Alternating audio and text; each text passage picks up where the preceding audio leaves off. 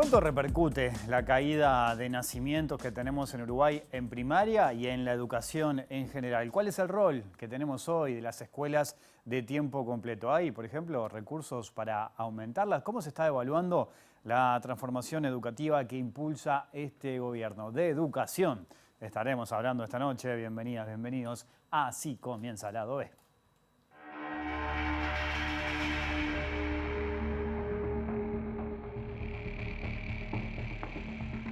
No estoy trabajando para ser candidato, estoy trabajando por la educación. La educación no puede estar sujeta a las discusiones de tiempo electorales, menos a los influjos de un precandidato que ya no está en el CODICEN, pero sigue tratando de dirigir el CODICEN desde afuera. La rica tradición uruguaya de siempre apostar a la educación pública como locomotora del progreso, al decir de José Pedro Varela. Las escuelas de tiempo completo han sido una buena decisión y expandirla sería una salida o por lo menos un avance. Es un tema presupuestal. Entonces hay que sentarse a pensar y decir, bueno, está bien, no podemos hacer la cobertura universal de tiempo completo. Bueno, ¿cuánto por periodo de gobierno? ¿Cuántas podemos hacer? ¿Cuánto nos cuesta?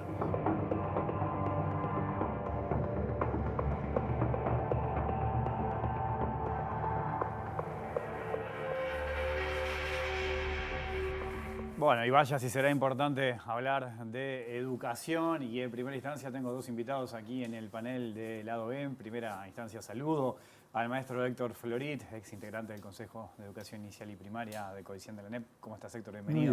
Muy bien, gracias por la invitación. Bueno, y el diputado del Frente Amplio, Agustín Mazzini. ¿Cómo andás, Agustín? Muy bien, por suerte. Gracias por acompañarnos. También le cuento a la gente que ustedes saben, nosotros escuchamos y conversamos con todas las voces. En minutos vamos a sumar al diputado del Partido Colorado, Felipe Schipani. La idea en principio era que estuviera acá con nosotros.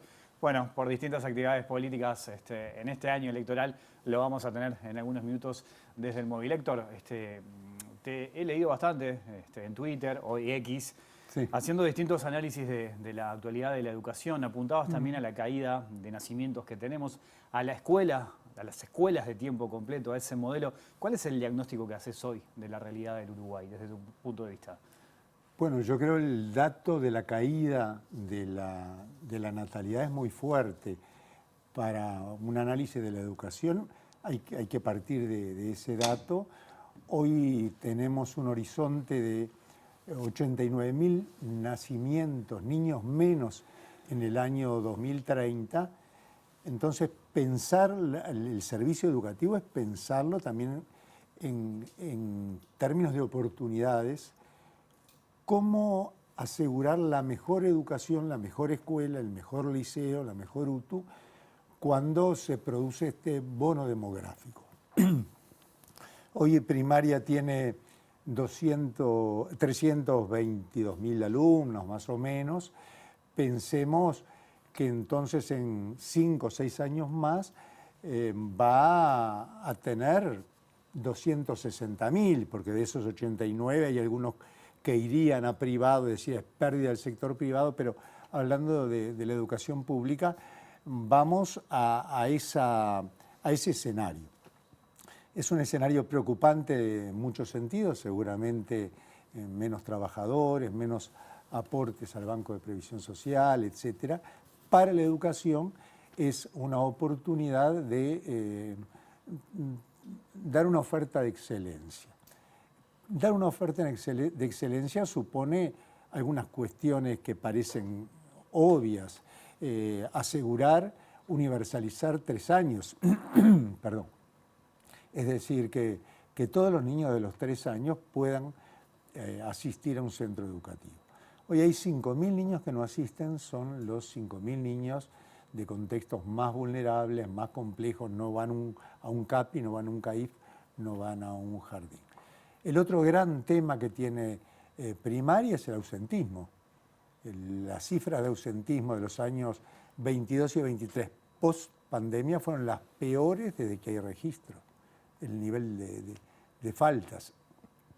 Y el otro es aumentar el tiempo pedagógico, es decir, llegar a un número de escuelas de tiempo completo que permita que los sectores de pobreza, sobre todo los quintiles 1 y 2, con prioridad, pero que toda la sociedad, todas las familias puedan acceder a una oferta en el barrio de tiempo completo. Una meta razonable sería llegar al 50% de esos 260.000 niños, es decir, incorporar a tiempo completo 50.000 niños más, que permitiría llegar a 130.000. Hoy hay más o menos 80.000 niños en la modalidad de tiempo completo. ¿Cómo lo podríamos plantear para avanzar en cosas concretas? Bueno, frente a la caída de la matrícula vamos a tener menos grupos. En los hechos, hace pocos días atrás, Primaria señaló que había en el año 24 9.400 niños menos. Si uno lo piensa en términos de grupo, eso equivale más o menos a 250 grupos menos, ¿verdad?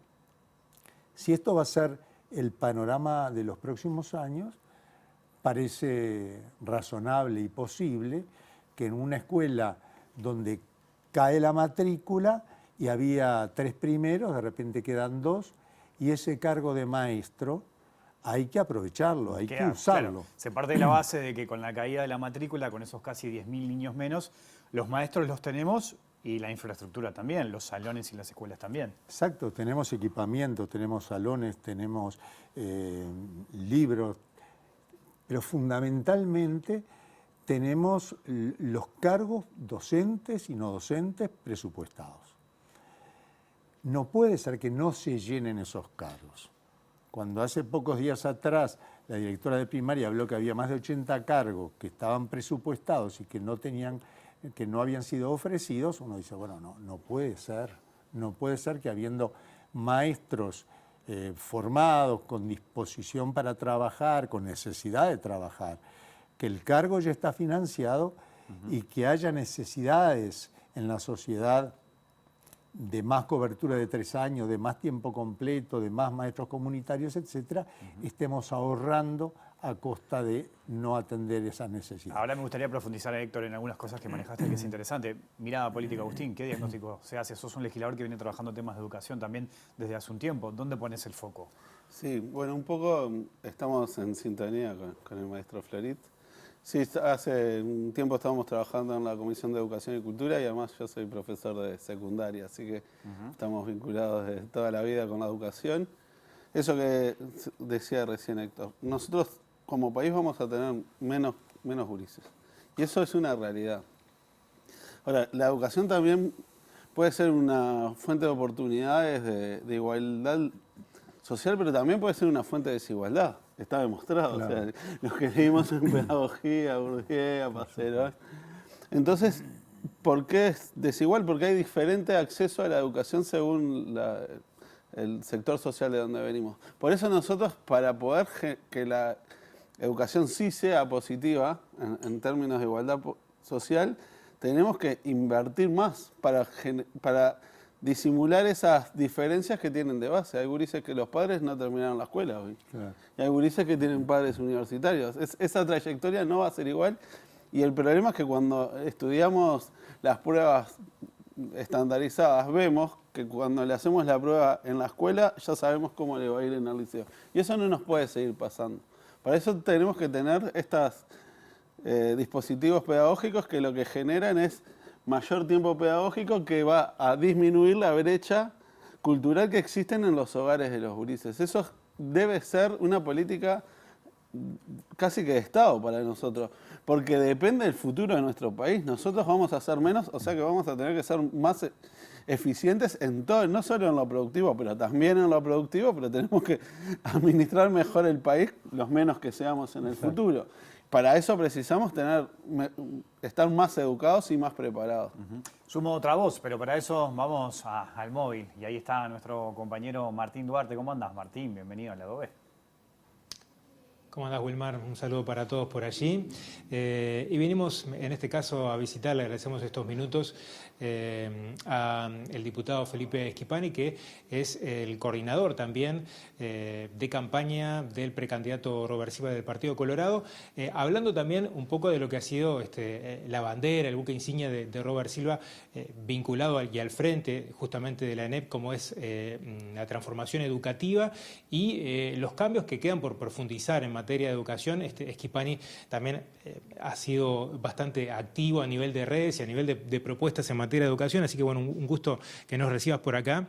¿Y qué balance el día de hoy de lo que ha dejado la transformación educativa, que la educación ha entrado de alguna forma transversalmente en los discursos políticos en esta previa de las elecciones de junio? Ya algunos candidatos han pronunciado algunas propuestas y dónde debería estar puesto el foco de futuras transformaciones en torno a la educación.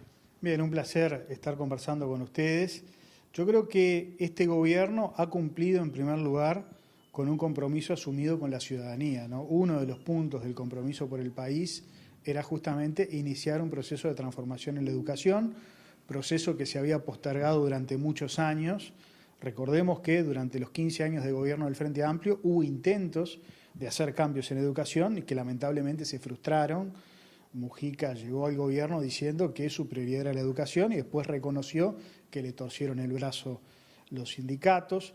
Lo propio Tabaré Vázquez planteó el cambio del ADN en la educación en su segundo gobierno, y a los 6 meses Filgueira y Mir, que eran quienes iban a desarrollar ese cambio, tuvieron que renunciar. Por tanto, hubo lamentablemente procesos de transformación que nunca se concretaron. Y creo que este gobierno asumió el compromiso de cambiar la educación y lo empezó a hacer, pese a la pandemia, ¿no? Pues recordemos que Robert Silva asume en plena pandemia, ¿no? El 17 de marzo del año 20, con las clases discontinuadas, con las aulas cerradas. Y pese a administrar esa situación durante 2 años, se inició un proceso de cambio en la educación que tiene 3 ejes fundamentales. El primero de ellos, el cambio de los currículos, lo que se llama la transformación curricular, el cambio en lo que es el paradigma de cómo se enseña, ¿no? Ya no una educación memorística, una educación contenidista, sino una educación por competencias, como ocurre en los países que lideran lo que son las tablas de la OCDE. Y esos cambios ya se empezaron a ver en el aula. El año pasado parte de los cursos tanto de primaria como de secundaria empezaron a implementar la transformación educativa. Este año lo hicieron los bachilleratos. O sea que el cambio curricular, la modalidad de enseñanza ya está en marcha y es uno de los pilares de la transformación educativa, porque nuestros jóvenes tienen no solo que saber, ¿no?, los contenidos que son muy importantes, sino que saber hacer, saber aplicar en el mundo real esos conocimientos que se imparten en el aula. Y eso básicamente es el sustento de la educación por competencias, que hoy prácticamente no tiene ningún debate. Hoy en todos los foros educativos se comparte que ese debe ser el modelo de enseñanza. El otro gran cambio es el de buscar mecanismos justamente para procurar evitar las desigualdades que se generan fundamentalmente entre los quintiles de menos ingresos. Y allí apareció la propuesta de los liceos de tiempo completo, los centros María Espínola, que los planteamos en la anterior campaña electoral justamente para darle contención a esos muchachos de zonas de contexto crítico que si no están en el liceo, quizás están en la esquina, están en la vagancia, están en el ocio, están en las drogas. Y se han podido implementar actualmente alrededor de 45 centros María Espínola y vamos a terminar este periodo de gobierno con 60 centros María Espínola, liceos y UTUS de tiempo completo en las zonas más críticas del país. Y la tercera gran pata de la transformación educativa tiene que ver con la profesionalización docente. El título universitario, que fue reconocido afortunadamente por el Ministerio de Educación y Cultura, miles de maestros y profesores se presentaron el año pasado para poder llegar a ese título universitario, y los concursos que se han hecho en todos los niveles de la enseñanza, que han sido históricos también, y otro condimento muy especial que es justamente jerarquizar el rol de los docentes, haciendo concursos de directores, dándoles a los directores de los centros educativos una premiación especial, un estímulo económico. En fin, esas son las 3 patas de un proceso de transformación que ya tiene algunos resultados que se pueden ver. Por primera vez en la historia, Uruguay ha alcanzado el egreso de educación secundaria que afortunadamente hoy tenemos. En el 19 estamos en el orden del 41% de jóvenes que terminaron el liceo, hoy ya son 51%. Y eso creo que es un paso adelante. Obviamente quedan muchas cosas por hacer, por eso nosotros desde la candidatura de Robert Silva estamos planteando una segunda etapa de la transformación educativa. Ahí se apunta un poco al tema de los CAIF. Justamente esa es una de las propuestas que hace pocos días presentamos, la de también hacer el tiempo completo en los CAIF, atender a la primera infancia como medida fundamentalmente para contener y combatir la pobreza. ¿Qué opinión tiene de la inyección presupuestal que se ha dedicado a la educación, que es una de las cosas que en el Parlamento se han debatido a propósito de rendición de cuentas, pero también un reclamo sostenido de los gremios de educación, más allá de esa piedra por ahí en el zapato que ha tenido en ese cruce, que de hecho a nivel personal también lo has tenido con autoridades de FENAPES, y que otros precandidatos han puesto el énfasis en que no se los ha incluido, ellos mismos los gremios señalan, como parte, ¿no? o ser escuchados como parte dentro de la transformación, ¿no? A ver, el tema que los sindicatos de la enseñanza no quieren que cambie nada en la educación, ¿no? No lo quieren en este gobierno y no lo han querido en los gobiernos del Frente Amplio. Esa es la verdad. O sea, lo dijo de modo poco académico en algún momento el expresidente Mujica. Si hay un sector conservador en este país son los sindicatos de la enseñanza. Pese a eso, ha habido diálogo, ha habido negociación colectiva, ha habido un aumento salarial para los funcionarios de la educación muy importante. De hecho, todos los reclamos que hemos visto estos años son por otras cuestiones, no por el salario. O sea que han habido acuerdos. Esa idea de que no ha habido negociación, de que no ha habido diálogo, es falso. Y me parece que lo que tenemos que destacar fundamentalmente es que se han podido llevar adelante transformaciones largamente postergadas y que hoy la educación está en transformación, está en movimiento y que naturalmente los recursos, como decía Germán Rama, siempre son limitados. Y de hecho la ANEP, en cada rendición de cuentas, y a nosotros nos tocó discutir mucho, pedía mucho más de lo que se le dio. Pero el país también, enfrentó dificultades. Tuvimos una pandemia, tuvimos un año en donde se desplomó la economía. Eso también dificultó las cosas. Sin perjuicio de lo cual, en la medida que crezca la economía como está previsto, estoy convencido que hay que invertir más en educación. Ahora, lo del recorte es falso. Eso yo lo discutimos con números.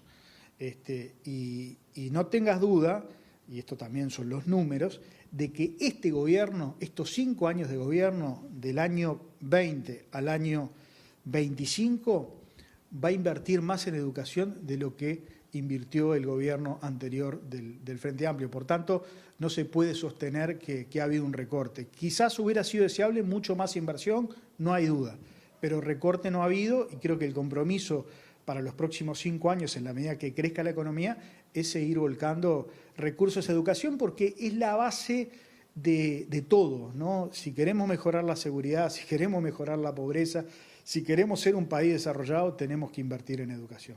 Diputado, muchas gracias por estos minutos, es muy amable. Compañeros, sigan ustedes por allí el debate. Muy bien, gracias Martín. Le agradecemos también al diputado Felipe Schipani y del diputado Schipani al diputado Mazzini. ¿Qué mirada tienen desde la oposición de la transformación educativa, por ejemplo? Bueno, nosotros tenemos una visión bastante crítica, principalmente por la manera que este gobierno la trató de imponer. Y digo imponer porque creo que fue el mecanismo que utilizaron. Con un discurso antidocente, antisindical, pero también antidocente, quisieron construir la imagen de que los docentes del Uruguay quieren seguir dando las clases como se daban en el siglo XX. Y eso no es verdad. Yo te contaba hoy, soy profesor de física y fui a los últimos congresos de profesores de física, el último fue en Maldonado. Y hay una cantidad de profesores que quieren transformar la educación y quieren ponerse a pensar críticamente las prácticas docentes. Y también pasan las ATD, pero también pasan todos los liceos y en las escuelas seguro también, porque conozco una cantidad de maestros y maestras. El problema es que no están los espacios y tampoco tienen el tiempo y los recursos para hacer una transformación desde la práctica. Porque esto es una transformación desde los manuales, que por ejemplo, este año se impone una parte de la transformación educativa. Estuvo en debate que la elección que el Frente Amplio había logrado tener en diciembre del año anterior, la elección de horas, este año se hizo en febrero todavía. Ahora están haciendo un llamado para estudiantes de formación docente para trabajar, empezar a trabajar al 1 de marzo. esos docentes que hoy van a tomar un grupo van a tener que ser los que implementan la transformación educativa. No sé qué tiempo humano van a tener para poder cambiar el paradigma, como ellos lo exigen, y ponerse a trabajar en una manera nueva. Y el otro problema que tienen, y que para mí es un poco complejo, y es la politización de la didáctica y la pedagogía. La pedagogía es política educativa, y es política. Ahora, la partidización de una tecnología didáctica, como se ha hecho con el tema de las competencias, me parece que va a dejar secuelas graves en el futuro, porque se generó un discurso de imposición, pero también de resistencia, que va a ser bastante complejo de desarticular en el futuro, frente a las transformaciones que no somos obtusos. Entendemos que tiene que tener un sistema educativo uruguayo, porque ya la sociedad para la que estamos preparando a los gurises es bastante diferente que la nuestra. Eso para nosotros es la mayor, pero además tiene problemas de implementación por el apuro, por la intención refundacional que tienen, que parece que el secundaria y primaria empezaron cuando ellos llegaron y se olvidaron de toda la parte anterior. Muchas de las cosas que son hechas por sus propios gobiernos, más allá del desarrollo que, como decía Héctor, tuvo en el Frente Amplio las escuelas de tiempo completo, que duplicaron el ritmo y ahora se volvió al ritmo anterior de los 15 años de gobierno Frente Amplista. Entonces, todo ese discurso de vamos adelante, vamos arriba, el debate presupuestal, yo ya estoy cansado de darlo, porque lo reconoció Robert Silva en la televisión: si le pagás menos a los docentes, hay menos plata en educación.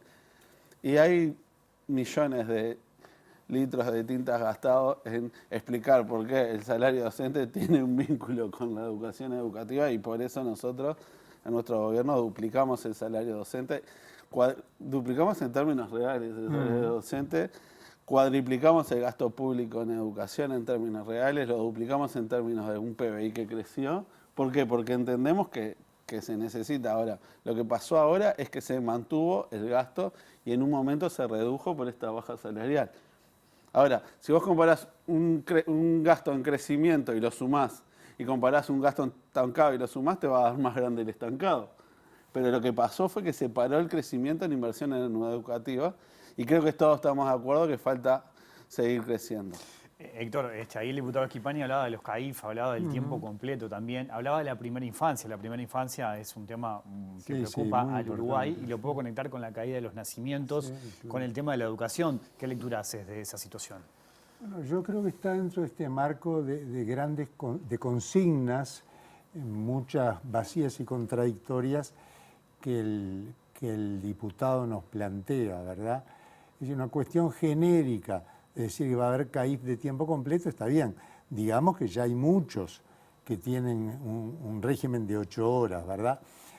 Recordemos que lo primero que tenemos que hacer es cumplir con el compromiso de trasladar los niños de 3 años de los CAIF a primaria y dejar los cupos para avanzar en la cobertura en 0, 1 y 2. Eso supone aprovechar los 51 jardines que la administración anterior dejó prontos y que hay capacidad ociosa.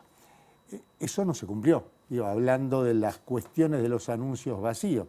En el año 2019 estábamos en 16.000 alumnos de 3 años, ahora hay menos alumnos y no más alumnos de 3 años en primaria. Tenemos los 5.000 niños que ya hice referencia, que no están ni en los CAIF ni en primaria.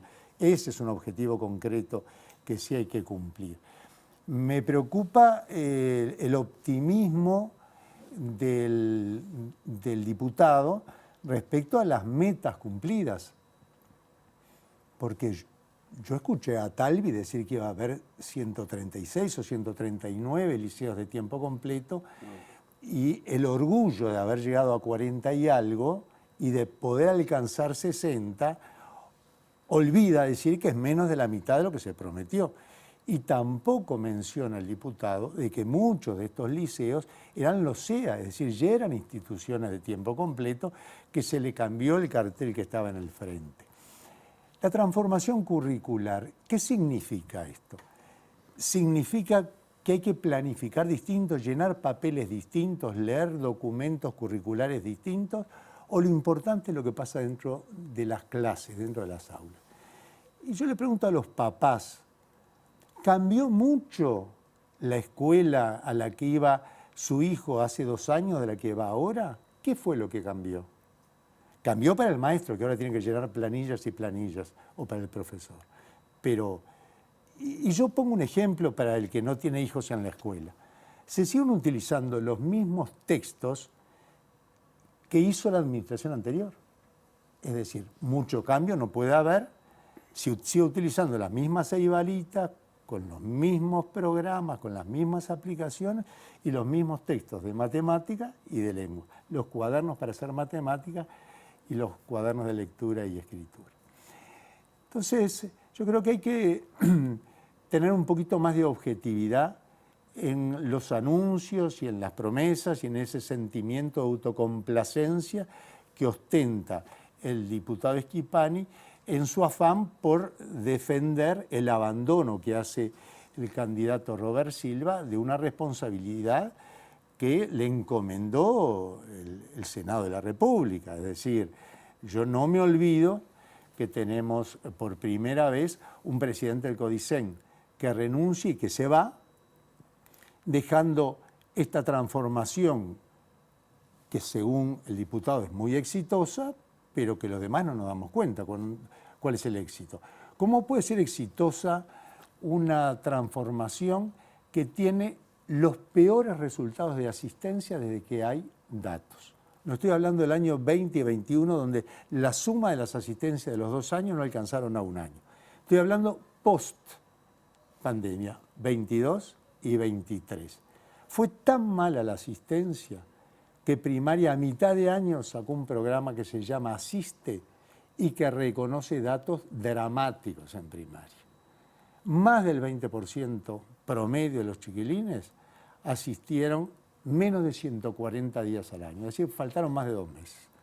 En inicial, el 51% faltó más de 2 meses, es decir, más de la mitad fueron de vez en cuando. Este es el resultado que el diputado se distrajo y no lo pudo señalar. Ahora, ¿dónde crees que está la explicación de eso, Héctor? Porque acá incluso apunto hasta un elemento cultural, ¿no? Sí, claro. Nosotros, o sea, era impensado sí. que faltáramos a la escuela, ¿no? Era, No, la escuela pero, sí o a sí ver. es algo que pasará algo muy dramático. ¿Dónde Amaral, crees que está la explicación? bien cortito. La LUC retira del artículo 7 de la Ley General de Educación del año 2008 la prescripción de la responsabilidad de los tutores, de los padres, de observar la asistencia regular de los alumnos, la asistencia y el rendimiento. Eso se retira. No quiere decir que en la Constitución no diga que sea obligatorio, pero esa señal pública de retirar la preceptividad me preocupa.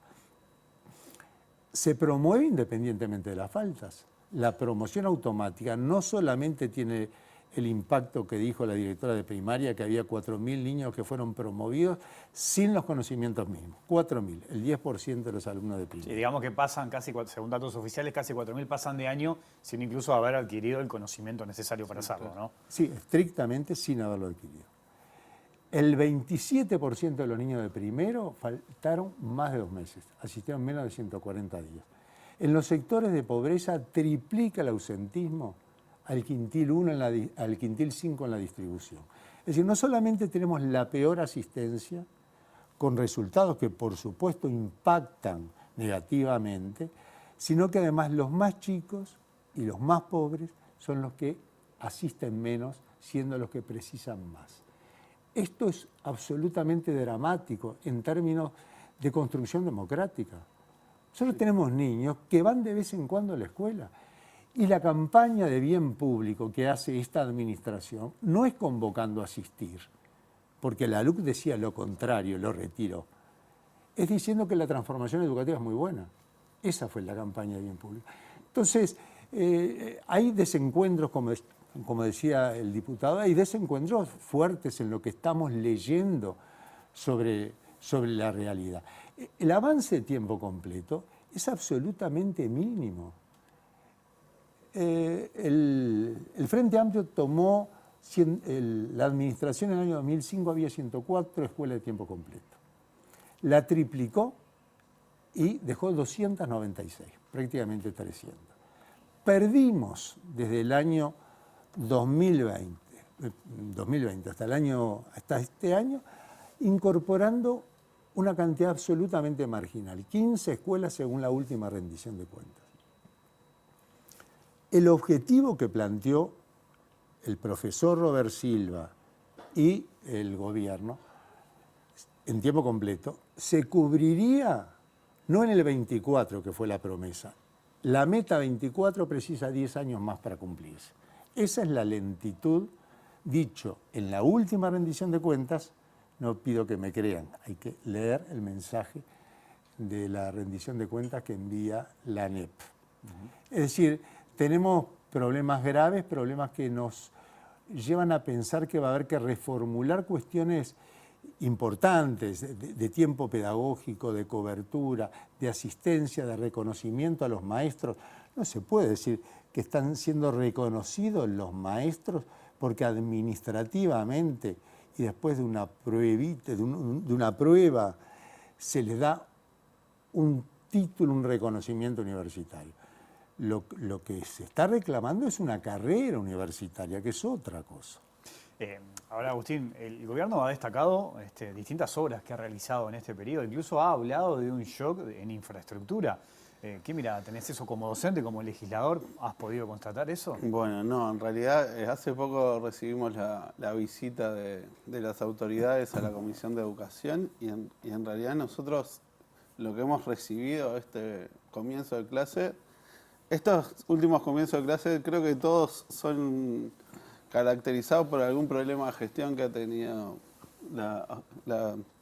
las autoridades. El año pasado hubo dificultades importantes en el relacionamiento en el comienzo de clase, no sé si recuerdan, con problemas en cada uno de los liceos, en una cantidad de liceos. Bueno, este fue el año de los problemas edilicios. Es verdad que fueron desnudados por el temporal que vino enseguida después del comienzo de cursos. Ahora, estaba claro que los liceos y las escuelas no estaban preparados para recibir lluvias, que está bien, es verdad que hay un cambio climático, pero en Uruguay siempre llovió mucho.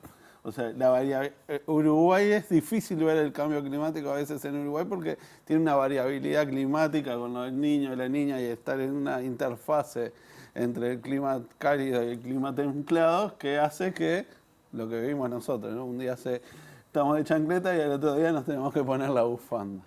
Bien, ese problema, esa infraestructura, tenemos problemas de infraestructura en todos los departamentos del país y en una cantidad de escuelas y liceos. Y otra de las cosas que hemos visto que pasó en este comienzo de año fue la dejadez que había en los entornos y en los patios liceales donde hay pastizales todavía hoy en la mayoría de las escuelas. Muchas veces esas tareas recaen en el gobierno departamental o municipal, pero la responsabilidad de cortar el pasto en la escuela, algo tan sencillo como eso, no se lleva a cabo. Por eso lo que nosotros planteamos en esta visita, porque Robert Silva lo planteó como un shock de infraestructura, cuando uno lee la letra fina de la rendición de cuentas, que se gasta menos que lo que se gastaba antes. Ese es el shock de infraestructura que nos propone. Se construye menos, se suponía que se iba a gastar un poco más en mantenimiento.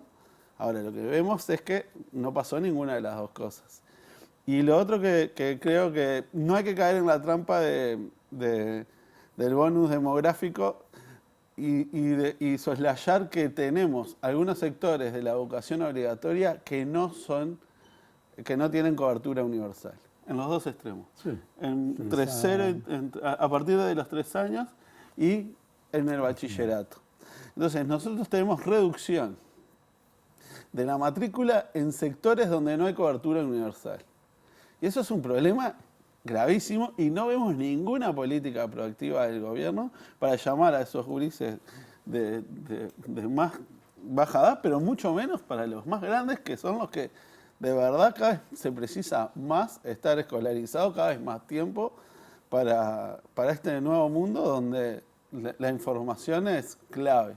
Entonces, ese festejar los resultados de la transformación educativa, donde ellos mismos reconocen y se ve en el informe Aristas que bajó el aprendizaje en casi todos los niveles, una caída de aprendizaje que va acompañada, como dijo el diputado, por un aumento del pasaje de grado. Ahora, si yo antes pedía esto y ahora pido esto, y los gurises antes daban acá y ahora dan acá, van a pasar igual, por más que aprendan menos. Esa es la transformación educativa que festeja Robert Silva. La caída de los aprendizajes con el aumento en el egreso. Está perfecto. Nosotros queremos una transformación educativa que realmente mejore la calidad educativa, donde se mejoren los aprendizajes, porque eso es democratizar la cultura y democratizar el conocimiento, que es lo que nosotros queremos para nuestro pueblo, que es que todos accedamos.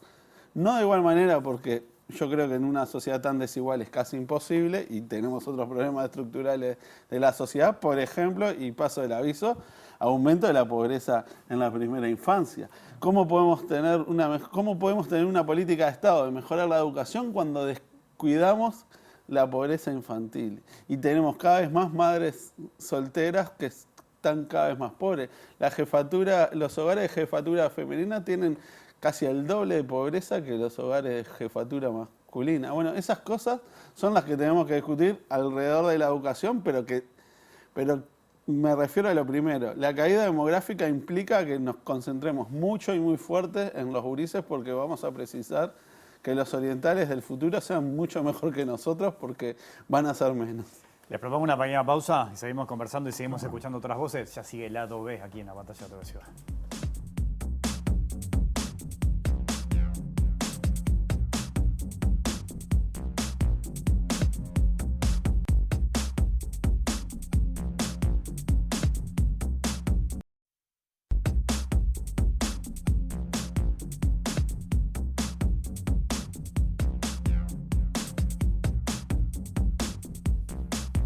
Seguimos en vivo aquí en Lado B, en la pantalla de TV Ciudad, hablando de educación con el diputado Agustín Mazzini, con el maestro, además también Héctor Florit. Ya lo escuchamos al diputado Felipe Schipani y vamos a sumar otra voz, en este caso a Virginia Cáceres, la presidenta de la ANEP, que habla de la transformación educativa y de lo que está pasando este año. Vamos a escucharla y verla. Pero el año lectivo ya comenzó, ¿por qué no hay docentes? El año lectivo ya comenzó, no es que no haya docentes, como explicábamos en la conferencia, nosotros tenemos un histórico, cuando uno mira en la gráfica que mostramos, estamos en el mismo porcentaje que histórico, digamos, del 96, más del 96% de las horas dadas. Son horas que ya tienen dueño, un primer dueño, pero que luego, por razones de carácter personal, son volcadas nuevamente. Tenemos un muy buen sistema educativo, la transformación educativa viene a mejorar lo que teníamos pendiente de muchas tareas que venían rezagadas, pero el manejo de la pandemia nos hizo colocarnos en un muy buen lugar. En la región estamos después de Chile en algunas cosas y con Chile en otras. Por lo tanto, para nosotros es un orgullo poder ser referencia a nivel de América Latina, pero también aceptando que hay un montón de desafíos que todavía tenemos por delante y que además el hecho de tener hoy un buen punto de partida nos permite empezar a pensar y a diseñar en aquellas cosas que tal vez no son tan urgentes, pero que requieren también ser atendidas para seguir mejorando.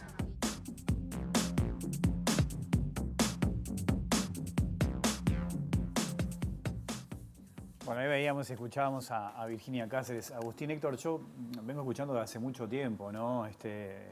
Acuerdos de todos los partidos políticos, ¿no? Dirigentes políticos, pensar en acuerdos, en políticas a largo plazo. Y uno piensa que en materia educativa, para encontrar resultados seguramente hay que apostar a largo plazo. Difícilmente en un quinquenio, en un periodo de gobierno, se puedan encontrar algunos resultados. ¿Ustedes ven un escenario en el Uruguay hoy instalado para que eso se pueda llegar a dar, para que lleguemos a alcanzar acuerdos que permitan algún cambio en la educación? Bueno, arranco yo. Yo creo que eso que vos decís es importante porque incluso actores de este gobierno se comparan con o tienen como paradigma sistemas educativos como los nórdicos, siempre refieren a Finlandia. Y cuando uno se pone a estudiar el sistema educativo de Finlandia, surge de acuerdos parlamentarios, porque los países nórdicos tienen gobiernos muy parlamentarios y pasan mucho tiempo debatiendo y se ponen de acuerdo primero a nivel parlamentario y después se pasa al plan pedagógico, o sea que hay acuerdos políticos muy sólidos previamente. Después se negocia porque no hay transformación educativa sin opinión de los docentes, pero también de los sindicatos docentes, y después recién se hace la elaboración pedagógica. Elaboraciones pedagógicas que además generan un ecosistema de libertad de trabajo que permiten que los docentes puedan expresarse y puedan trabajar. Y bueno, y lo otro es la cantidad de horas que trabaja un docente para tener un sueldo equiparable a otros trabajos de alto rango, ¿no? Que los docentes en Finlandia ganan como un muy buen profesional y además tienen mucho más tiempo para dedicarle a los gurises. Bueno, todas esas condiciones económicas, pero principalmente las políticas, seguro no se dieron en esta transformación. Esta transformación educativa que como vemos no se va a poder terminar de implementar en este periodo de gobierno, ya desde el vamos necesita que el próximo periodo Tome de gobierno... lo que quedó acá. Sí, y ver si lo aplica o no. Me queda un minuto, Héctor. Perdón, a ver. No, bien cortito. Yo creo que hay algunos temas en que es fácil llegar a acuerdo. Ajá. Hay que evitar conductas disruptivas, como fue la LUC. Es muy difícil hablar de acuerdos cuando se excluye a los docentes, cuando se eliminan los consejos, una construcción histórica, etc. Ahora, avanzar en tiempo completo, avanzar en la cobertura de inicial, lograr una mayor participación docente, restituir los consejos, lograr que los ciclos se alcancen con la mayor calidad posible y que el egreso continúe mejorando, porque mejoró en las administraciones anteriores. Este gobierno continúa la tendencia a la mejora y blindar el presupuesto. Es decir, cuando la última rendición de cuentas que considera el Parlamento señala que se gastó 1.140 pesos menos por alumno, y el diputado del partido donde estaba el presidente del CODICEN que firmó esa rendición de cuentas dice que mejoró el salario de los docentes, bueno, tiene que decir, en el año 24 vamos a volver al año 20 después de haber perdido durante 2 o 3 años unos cuantos miles de pesos equivalentes a unos cuantos jornales, o esos 230, 240 millones de dólares que no se gastaron en educación. Entonces yo diría, algunos acuerdos de carácter más programático, blindar cuestiones presupuestales, participación docente, recrear un clima de diálogo y algunos objetivos concretos de terminación de ciclos. Una revisión cuidadosa de aspectos curriculares a través de las asambleas técnico-docentes y, por supuesto, una revisión muy profunda de este debacle que fue la formación docente. Les agradezco mucho a los dos la visita esta noche y los aportes. Gracias. Hasta la próxima. Bueno, muchas gracias. Nos vamos, volvemos mañana a las 20 horas. Que pasen bien, chao.